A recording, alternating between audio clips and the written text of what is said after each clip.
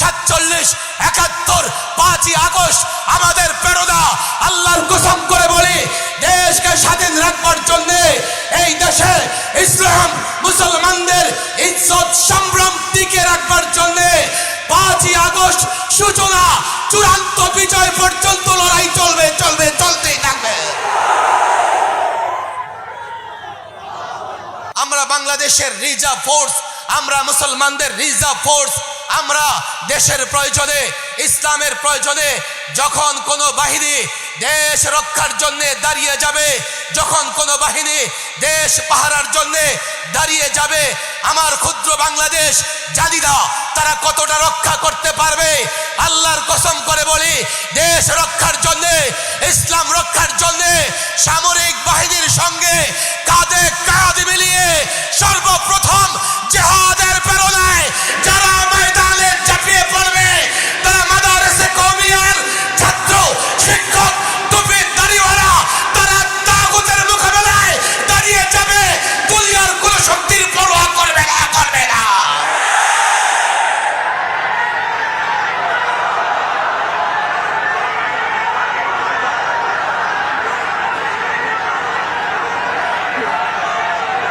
নানা কারণে ঐতিহ্য মণ্ডিত হয়েছে এই হাটহাজারী মাদ্রাসার আকাবির আসলাফদের ইতিহাস আজকে বলা আমার উদ্দেশ্য নয়।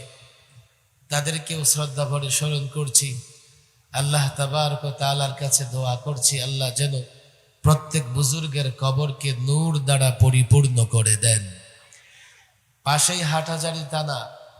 সর্বশেষ মোদি বিরোধী আন্দোলনের পরে আমরা আলেম ওলামা, টুপি দাড়িওয়ালা, দিনদার, দিন প্রেমিক প্রায় 2600 গ্রেফতার হয়েছিল। বিশেষ করে হাটহাজারী অঞ্চলে যারা গ্রেফতার হয়েছিলেন তাদের উপরে সবচাইতে বেশি নির্যাতন এবং নিপীড়ন চালানো হয়েছে। আমি জানি না আপনারা ইতিহাস মনে রেখেছেন না ভুলে গেছেন। এখনো সাক্ষী হিসেবে ওই মাজলুম আলেমরা ঘুরে বেড়াচ্ছে আপনাদের মাঝে। আপনারা হয়তো তাদের দিকে দৃষ্টি দেবার সুযোগ পাচ্ছেন না। এই মজলুম আলেম, হাটহাজারী এলাকার অনেক মজলুম আলেমকে এতটাই টর্চার করা হয়েছিল, প্লাস দিয়ে তার একটা নখ টেনে টেনে উপড়ে ফেলা হয়েছিল, কারেন্টের শক দেওয়া হয়েছিল, রড দিয়ে, স্টাম্প দিয়ে একজনকে হাতে, পায়ে, হাঁটুতে নানা জায়গায় আঘাত করা হয়েছিল। তাদেরকে যে অমানবিক টর্চার, তাদের উপরে যে জুলুম করা হয়েছিল, আজকে এখান থেকে আমি তাদের প্রতি কৃতজ্ঞতা প্রকাশ করছি। কেননা তারা দেশ এবং ইসলামের জন্যে ত্যাগ, তিতিক্ষা, কুরবানি স্বীকার করে আমাদের জন্য পাথেও রেখে দিয়েছেন, উৎসাহ, উদ্দীপনার, উদ্যোগী হবার মতো জায়গা রেখে দিয়েছেন। যে আর যাই হোক, যত জুলুম আসুক না কেন, দেশের পক্ষে, ইসলামের পক্ষে অবদান রাখতে হবে, ভূমিকা রাখতে হবে। জালেম ফেরাউন হোক আর নমরুদ হোক, তার সামনে মাথা নত করা যাবে না। কোরআনুল কারীমের পরিচিত একটা আয়াত আমি তেলাওয়াত করেছি। বিস্তারিত ব্যাখ্যার জন্য অনেক সময় দরকার, আমি বিস্তারিত আলোচনা করব না। এই আয়াতে আল্লাহ তাবারক ওয়া তাআলা মুসলমানদের জন্য জিহাদের একটা বিধান দিয়েছেন। উযিনা লিল্লাযীনা ইউকাতালুনা বিআন্নাহুম যুলিমু। কোন প্রেক্ষাপটে জিহাদের বিধান দিয়েছেন, কোন প্রেক্ষাপটে জিহাদের অনুমতি দিয়েছেন, ইতিহাস আমাদের কম বেশি সকলেরই জানা। মক্কাতে 13টি বৎসর মুসলমানরা এতটা নির্যাতন সহ্য করেছে।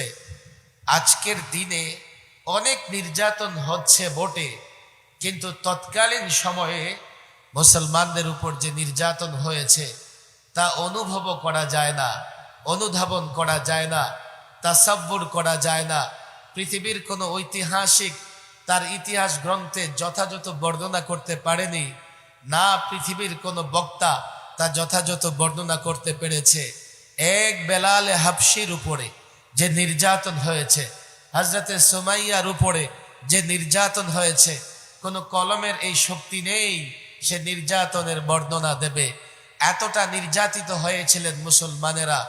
রাসূল সাল্লাল্লাহু আলাইহি ওয়াসাল্লামের কাছে কেউ কেউ অনুমতি চেয়েছিলেন, যখন সংখ্যা বেড়েছে, যে আমাদেরকে অনুমতি দেন, আমরা তাদের বিরুদ্ধে লড়াই করব, তাদের বিরুদ্ধে জিহাদ করব। সর্বশেষ রাসূলুল্লাহ সাল্লাল্লাহু আলাইহি ওয়াসাল্লাম কাফেরদের জুলুম নির্যাতনে মক্কা ছেড়ে যেতে বাধ্য হলেন, মদিনায় গেলেন। আল্লাহ তাবারক ওয়া তাআলা জিহাদের বিধান দিলেন, জিহাদকে ফরজ করে দিলেন, জিহাদের অনুমতি দিলেন।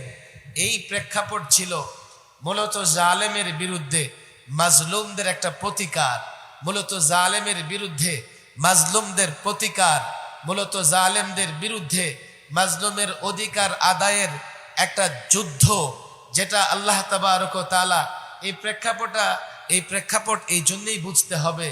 আজকে পৃথিবীতে সবচাইতে মজলুম একটা শব্দ হচ্ছে জিহাদ।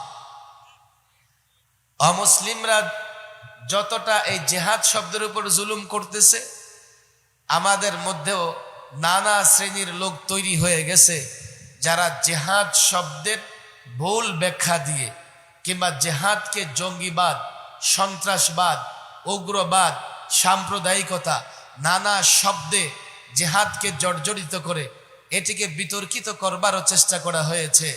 আজকের এই প্রজন্মের আলেম ওলামাদের কাছে, সবার কাছে বিষয়গুলো স্পষ্ট।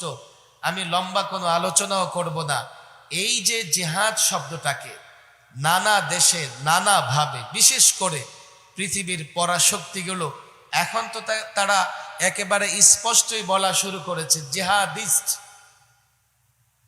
এতদিন তো সন্ত্রাসী জঙ্গি বলেছে, এখন সরাসরি জিহাদকে কুরুচিপূর্ণ বক্তব্যের মাধ্যমে পেশ করবার, উপস্থাপন করবার চেষ্টা করছে, জিহাদকে নিয়ে কটূক্তি করছে। অথচ আল্লাহ তাবারক ওয়া তাআলা জিহাদের বিধান কেন দিয়েছেন? যাতে মজলুম জালেমের বিরুদ্ধে রুখে দাঁড়াতে পারে, যাতে মজলুম তার অধিকার আদায় করতে পারে, যাতে মজলুম তার সম্ভ্রম, তার ইজ্জত রক্ষা করতে পারে, যাতে মজলুম তার ধর্ম পালনের স্বাধীনতা পেয়ে যায়, যাতে মজলুম তার পরিবার পরিজন, তার রাষ্ট্রের, তার ভূমির নিরাপত্তা দিতে পারে। এই জন্যই তো আল্লাহ তাবারক ওয়া তাআলা জিহাদের বিধান দিয়েছেন।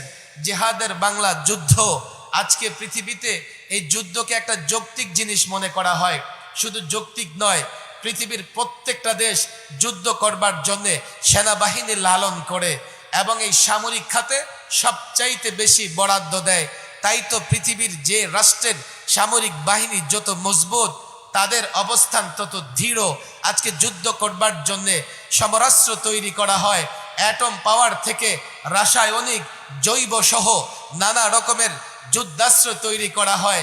এটাকে সম্মানের চোখে দেখা হয়। কতটা সম্মানের চোখে দেখা হয়? যার কাছে যত শক্তিশালী অস্ত্র আছে তার মাতাব্বরি তত এরিয়া জুড়ে চলতে থাকে। জিহাদ মানে যুদ্ধ।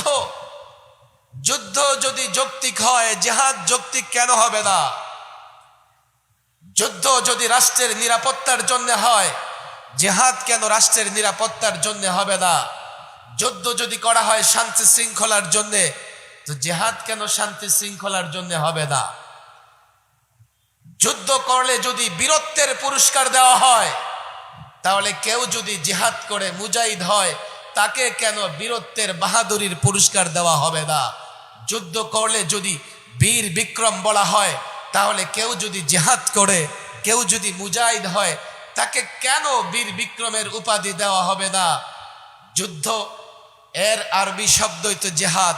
তারা বলবে হুজুর ঠিক আছে, আপনারা সব পাবেন, পার্থক্য একটাই যে আপনারা জিহাদ না বলে যুদ্ধ বলেন, জিহাদ শব্দ ডিলিট করে দেন, যুদ্ধ শব্দ উচ্চারণ করেন, তাহলে আপনাদের আমাদের মধ্যে কোনো বিভেদ থাকবে না। আমি বললাম আমি জিহাদ শব্দ ডিলিট করতে পারবো না। তোমাদের যুদ্ধ আর ইসলামের জিহাদ এক নয়। রেকর্ড হচ্ছে এখন ওলামা ইকরামের সমর্থনে একটা অন্তর্বর্তীকালীন সরকার গঠিত হয়েছে। আমরা দীর্ঘদিন জুলুম সহ্য করেছি, টর্চার সহ্য করেছি, গালাগাল সহ্য করেছি। এই শব্দগুলো আমি এই জন্যই উচ্চারণ করছি যাতে অন্তর্বর্তীকালীন সরকারের সঙ্গে যে যেখান থেকে জড়িত তারা যাতে আমাদের মনের ব্যথাটা বুঝে। গত 16 বৎসরে সবচাইতে বেশি জুলুম সহ্য করেছে ওলামায়ে কেরাম। আমি যদি জুলুমের পরিসংখ্যান দেই ঘন্টার পর ঘন্টা শেষ হয়ে যাবে। 2010-এ হেফাজতে ইসলাম গঠিত হবার পরে আল্লামা মাহমুদ শফির নেতৃত্বে লাল দিঘিতে একটা সমাবেশ ছিল। হাটহাজারীর ছাত্র শাইখুল ইসলাম আল্লামা মাহমুদ শফির নেতৃত্বে বের হয়ে বেশি দূর যেতে পারে নাই। আওয়ামী ফেসিবাদীরা ছাত্র এবং আলেমদের উপর গুলি করেছে। আল্লামা মুফতি আমিন রাহিমাহুল্লাহ কোরআন বিরোধী নারী নীতিমালা, ইসলাম বিরোধী শিক্ষা নীতিমালার বিরুদ্ধে কথা বলেছেন। এর জন্য তাকে মৃত্যু পর্যন্ত গৃহবন্দী থাকতে হয়েছে। আমি দেখেছি গৃহবন্দী অবস্থায় আল্লামা মুফতি আমিনী কতটা কষ্ট করেছেন, যার জন্য 16 বৎসরে একদিনও ফেসিবাদী আওয়ামী লীগের সঙ্গে আপোষ করা তো দূরের কথা, বসতেও রাজি হই নাই। আমি দেখেছি কতটা টর্চার সহ্য করেছে আল্লামা মুফতি আমিনী। 13তে হেফাজতে ইসলাম ঢাকায় কর্মসূচি দিয়েছে।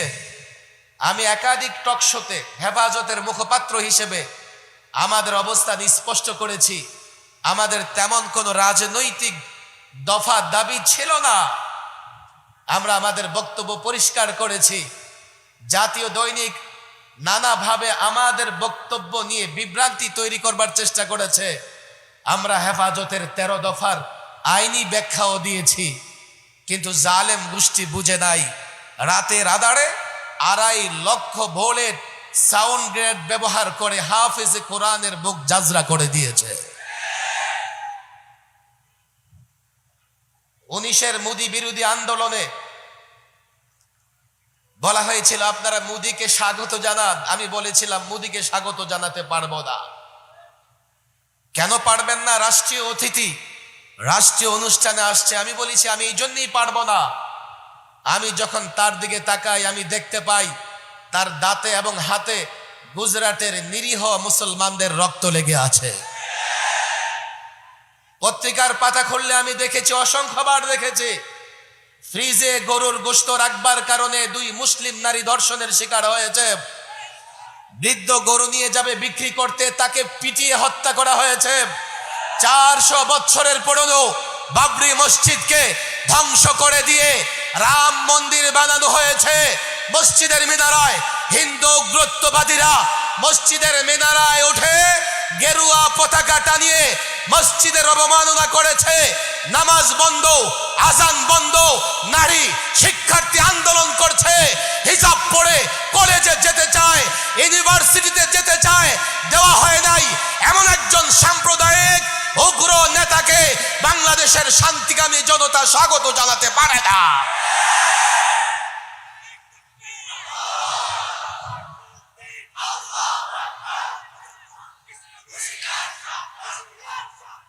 ব্যথা অনেক, কথাও অনেক। আলেমদের অপরাধ কি ছিল? আলেমরা বলেছে শিক্ষা ব্যবস্থাকে বিকৃত করা যাবে না। তোমরা কি করেছো? মুসলিম লেখকদের লেখা বাদ। এরপরে কি করেছো জানো? সাহাবীদের জীবনী বাদ, নবীদের জীবনী বাদ, পত্তলিকদের নানা লেখা নিয়ে এসছো, পত্তলিকদের সংস্কৃতি নিয়ে এসছো। তাতেও তোমরা শান্ত হও নাই। শেষ পর্যন্ত ডারউইনিজম নিয়ে এসে জাতির সন্তানদেরকে বানরের বাচ্চা বানানোর ষড়যন্ত্র করেছ। আমি পরিষ্কার বলেছি, আল্লাহ আমাদের সম্মানিত করেছেন, আমরা আদম সন্তান। তোমাদের জন্ম নর্দমায়, পার্কে, এখানে সেখানে। তোমরা তালাশ করে দেখো তোমাদের জন্মের পেছনে বানরের অবদান আছে কিনা। এরপরে নিয়ে এসছে ট্রান্সজেন্ডার। মনে করলেই নারী পুরুষ হয়ে যায়, আর পুরুষ যদি মনে করে নারী সে নারী হয়ে যায়। কতটা গোবর ওদের মাথায়। আমি বলেছিলাম এত গোবর তোমরা কেন জমা করে রেখেছো? আমাদের প্রতিবেশী রাষ্ট্রের লোকেরা গরুর পেশাব আর গোবরের আসে। তোমাদের সঙ্গে সম্পর্ক ভালো, স্বামী স্ত্রীর সম্পর্ক, তোমরা কিছু রপ্তানি করো, রপ্তানি করো। নারী পুরুষ, পুরুষ নারী, এটা মনের সঙ্গে কি সম্পর্ক? জন্মসূত্রে যে নারী সে নারী, জন্মসূত্রে যে পুরুষ সে পুরুষ। কতটা পশ্চিমা সংস্কৃতি তাদের উপরে প্রভাব ফেলেছিল। একজন প্রধানমন্ত্রী হয়ে যদিও অবৈধ, বলছে কাদিয়ানি মুসলিম অমুসলিম আমরা কি করে জানি, আল্লাহ জানে। পত্রিকা এসছে তার এই বক্তব্য, টেলিভিশন মিডিয়ায় বক্তব্য প্রচার করেছে। তার দলের এক সিনিয়র নেতা, নামটা বলে দেই, মালউন, আল্লাহ আল্লাহ ভালো জানে তাদের সঙ্গে তিনি কি আচরণ করবেন।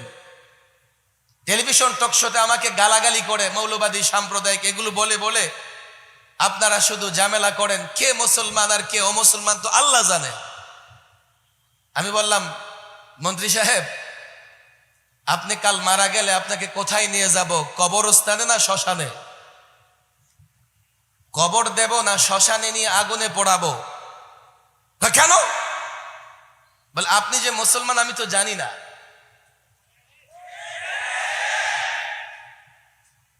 তাহলে আপনাকে আমি কোথায় নিয়ে যাব? না বাস ব্যবহার করে কোনো চৌরাস্তায় দাঁড় করিয়ে রাখবো? নিঃসন্দেহে আল্লাহ জানেন, এ কোরআন এবং রাসূলুল্লাহর সুন্নাহ আমাদের সামনে আছে। আল্লাহ সেই ক্রাইটেরিয়া, বৈশিষ্ট্য বর্ণনা করে দিয়েছেন। কি করলে মুসলমান, কি করলে অমুসলমান, এটাও তাদের বুঝে আসতো না। কি ছিল আলেমদের অপরাধ? কোন একজন আলেমের বিরুদ্ধে এমন কোন অভিযোগ আনতে পারে নাই। দুর্নীতি করেছেন, টেন্ডারবাজি করেছেন, এমন কোন অভিযোগ নাই। কারো মাথায় বাড়ি দিয়েছেন, কারো জায়গা দখল করেছেন, এমন কোন অভিযোগ নাই। তারপরেও এক এক আলেমকে 2 থেকে 3 বৎসর পর্যন্ত ফাঁসির সেলে রেখে টর্চার এবং নির্যাতন করা হয়েছে। ফলে তোমাদের পরিণতি কি হয়েছে? 53 বৎসরে কোনো শাসক ক্ষমতা ছেড়ে পালাতে হয় নাই। তোমরা দুপুরের খাবার প্রস্তুত থাকার পরেও না খেয়ে পালাতে হয়েছে। এটা তোমাদের কর্মের কারণে তোমাদের পরিণতি হয়েছে। আর আরেকটা কাজ যেটা না বললেই না, এগুলো তাফসীর মাহফিলে বলতে হবে। সব দলের লোকজন এখানে আছে। গত 16 বৎসরে সবচাইতে বেশি অর্থ পাচার এবং দুর্নীতি হয়েছে। 11 লক্ষ কোটি টাকা গত 16 বৎসরে দেশ থেকে পাচার হয়েছে। আবার তারা যখন যায়, পত্রিকার রিপোর্ট 18,35,000 কোটি টাকা ঋণ রেখে গেছে। আজকে যেই শিশু জন্ম নেবে তার মাথায়ও 1.5 লক্ষ টাকার ঋণ। এই অবস্থায় এখন দেশটা চলতেছে। অনেক টর্চার হয়েছে, আলেমদের উপরে জুলুম হয়েছে।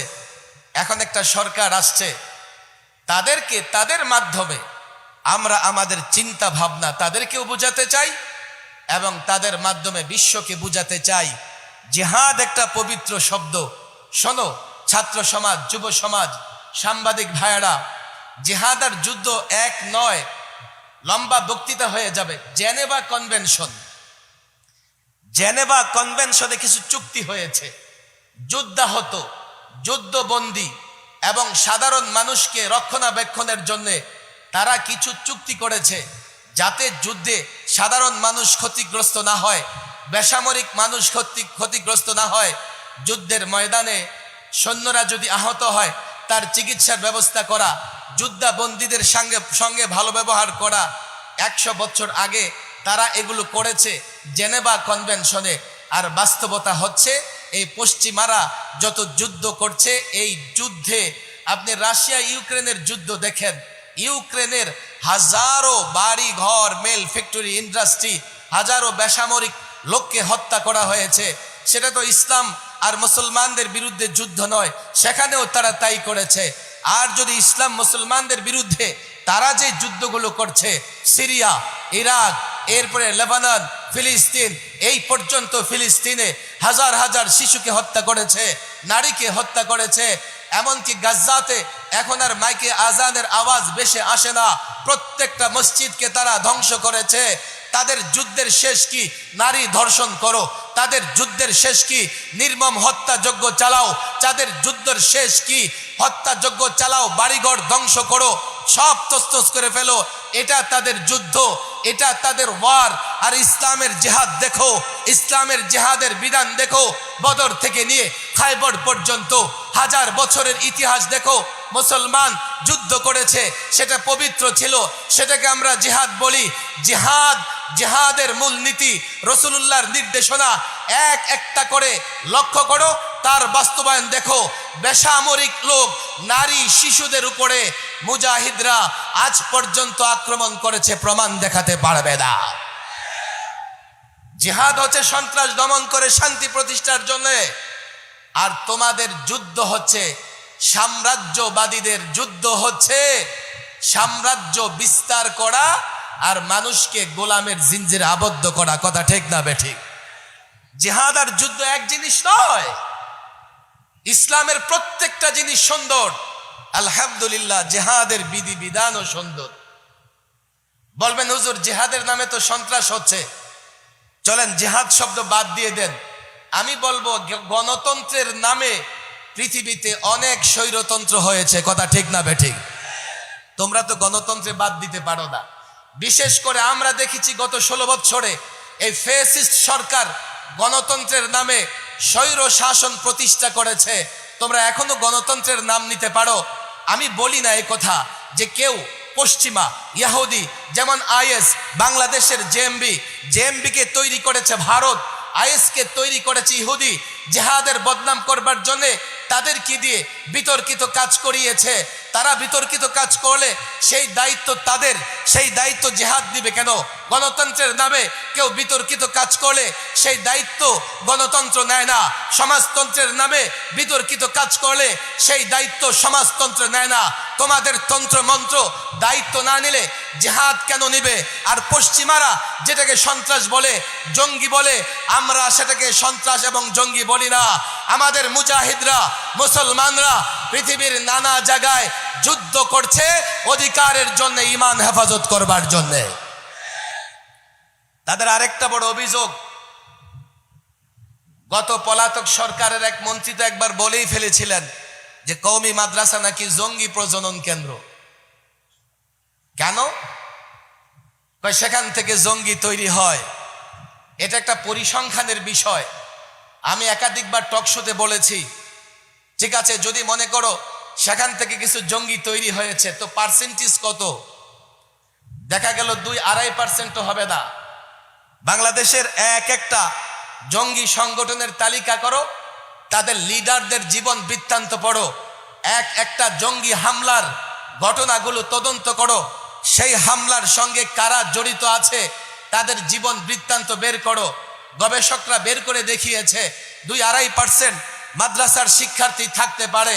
আর অধিকাংশ হচ্ছে Dhaka university, Rajshahi university, Tejgaon polytechnical সহ অনেক বড় বড় ইউনিভার্সিটির যদি 95% তোমাদের ইউনিভার্সিটি থেকে তৈরি হয়, তো মাদ্রাসা কেন জঙ্গি প্রজনন কেন্দ্র হবে? তোমাদের ইউনিভার্সিটিগুলোই জঙ্গি প্রজনন কেন্দ্র। আমি আরেকটা ইস্যু নিয়ে কথা বলতে চাই। এই 53 বছরে যত দুর্নীতি হয়েছে বাংলাদেশে, যত অর্থ পাচার হয়েছে, এর সঙ্গে কোনো মৌলবি জড়িত নয়। তাহলে এই দুর্নীতির দায় তোমাদের শিক্ষা প্রতিষ্ঠান কেন নিবে না? তোমাদের শিক্ষা প্রতিষ্ঠান কেন দুর্নীতির দায় নেবে না? আর আমাদের শিক্ষা প্রতিষ্ঠানের উপরে তোমরা দায় চাপাবার চেষ্টা করেছো। জিহাদ নিয়ে পশ্চিমাদের যে ফোবিয়া, ভয়, যে আতঙ্ক, এই আতঙ্ক তাদের পরিকল্পিত, যাতে এই মুসলমানকে প্রকৃত জিহাদ থেকে দূরে রাখতে চায়।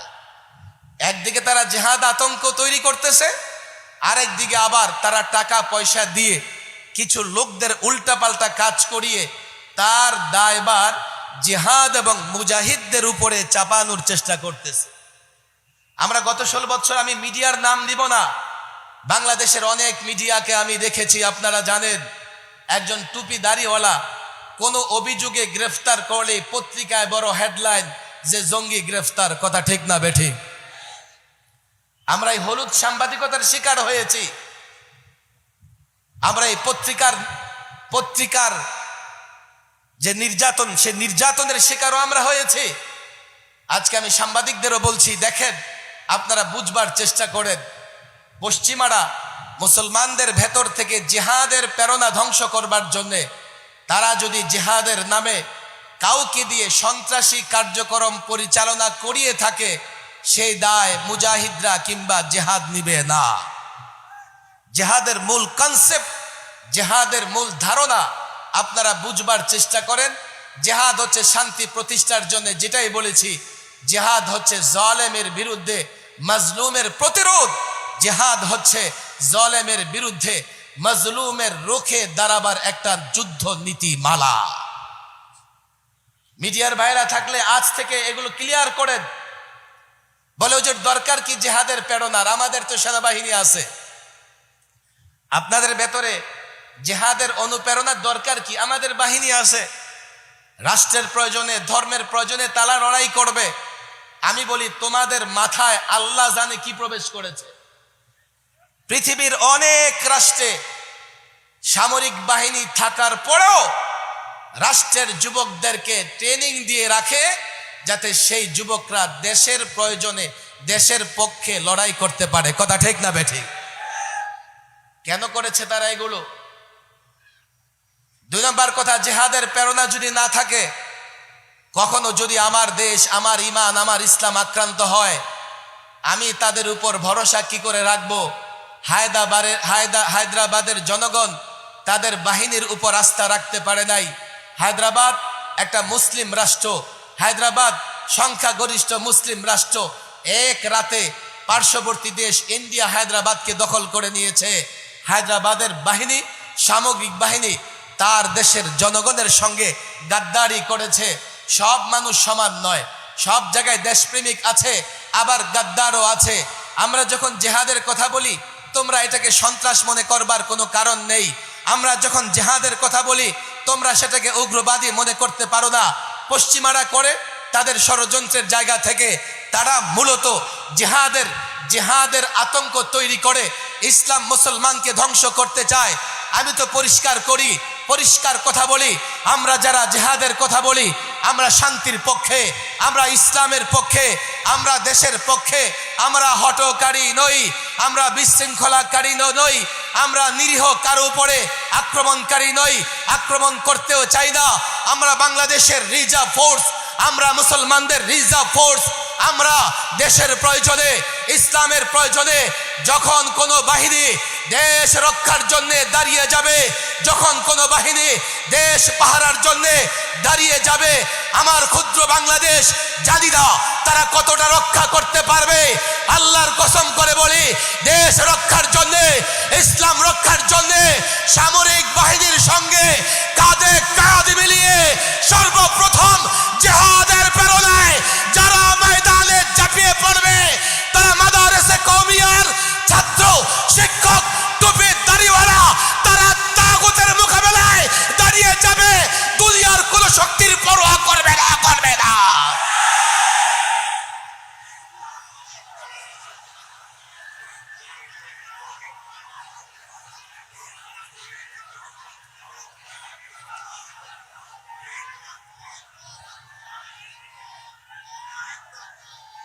জঙ্গিবাদের একটা প্রজেক্ট আছে, আমি হাই সিকিউরিটি দেখেছি।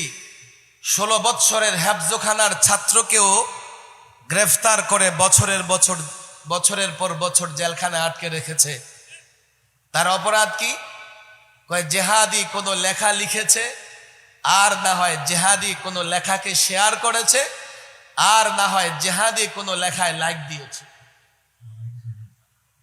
এই অপরাধে অনেক মাদ্রাসার ছাত্রকে জেল খাটতে হয়েছে। আরে তোমরা আমাদের ভাই, তোমাদের আতঙ্কের কি আছে? তোমরা কেন ভয় পাও? বাংলাদেশে বসে পশ্চিমাদের হাত দিয়ে মুখে দিয়ে রাখো, দীর্ঘদিন চলবে না। ছাত্র জনতা রক্ত দিয়ে দেশে পরিবর্তন এনেছে। আমি প্রায় বলি, এই পরিবর্তন প্রাথমিক একটা পরিবর্তন। এই পরিবর্তন বড় একটা পরিবর্তনের ইশারা দেয়, ইঙ্গিত করে বড় একটা পরিবর্তনের দিকে। আল্লামা মুফতি আমিন রাহিমাহুল্লাহ একাধিকবার বলেছেন, ছাত্র জনতা বিক্রি হবে না। এই ছাত্র জনতার হাতে বিজয় আসবে। প্রাথমিক বিজয় এসছে। বাংলাদেশের শাসকরা 53 বছরে যতটা ভিন দেশীদের তাবেদারি করেছে, গোলামি করেছে, আর নয়, আর কারো গোলামি নয়। ছাত্র জনতা দেখেছে, ছাত্র জনতা রক্ত দিয়েছে, তারা জেগে উঠেছে। আল্লাহর কসম, এই বাংলাদেশ, আগামীর বাংলাদেশ, এই আন্দোলন, এই সংগ্রাম, আগামীর আন্দোলন সংগ্রাম হবে প্রকৃত স্বাধীনতার জন্য।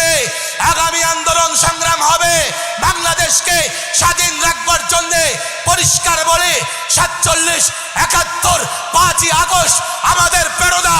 আল্লাহর কসম করে বলি, দেশকে স্বাধীন রাখবার জন্য, এই দেশে ইসলাম মুসলমানদের ইজ্জত সম্ভ্রম টিকে রাখবার জন্য 5ই আগস্ট সূচনা চূড়ান্ত বিজয় পর্যন্ত লড়াই চলবে, চলবে, চলতেই থাকবে।